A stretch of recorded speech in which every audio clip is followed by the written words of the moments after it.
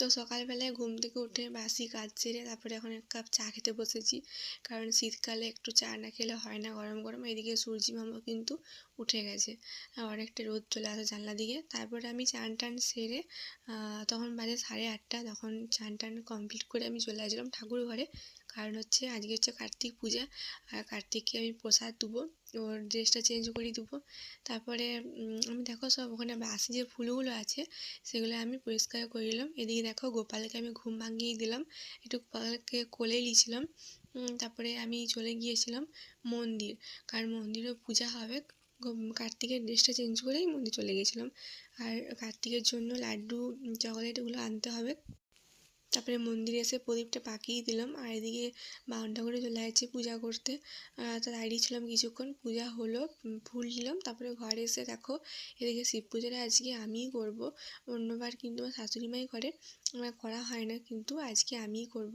আর এদিকে দেখো গোপালকেও কিন্তু ড্রেসটা চেঞ্জ করিয়ে সোয়েটার পরিয়ে দিয়েছি। সোয়েটারগুলো কিন্তু নতুন, অর্ডার দিয়েছিলাম, আগের দিনই এসেছিলো, যে আজকে নতুনটা পরিয়ে দিলাম। আর এদিকে কার্তিকের জামাটা পাল্টে দিলাম।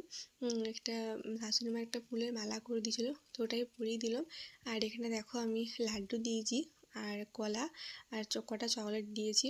আর গোপালকেও কিন্তু প্রসাদ দিয়ে দিয়েছি। কার্তিককে একটু প্রসাদটা খাইয়ে দিয়েছিলাম, অনেক দিন কার্তিককে এভাবে প্রসাদ দেওয়া হয়নি, খাওয়ানো হয়নি।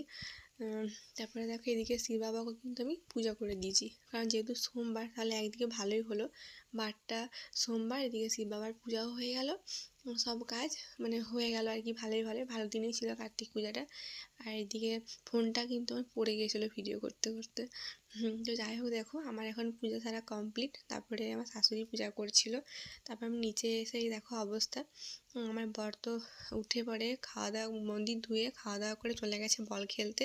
তো আমি এসে সব পুজো টুজো সেরে এসে পরে বিছানাটা বাগালাম আগে, কারণ বিছানাটা না বাগালে ওই রকমভাবে পড়তে হলে একটু ভালো লাগে না।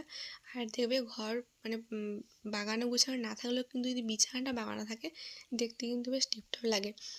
তারপরে দেখো আমি খেয়ে নিয়েছিলাম গরম ভাত, তারপরে সবজি কাটছিলাম, সবজি কেটে একটু বসেছিলাম, একটু নিজের মতো সময় কাটাচ্ছিলাম। এখন মাঝে মাঝেই মনে হয় চুপচাপ বসে থাকি, ভালো লাগে না, একবার করে মুড অফ হয়ে যায়।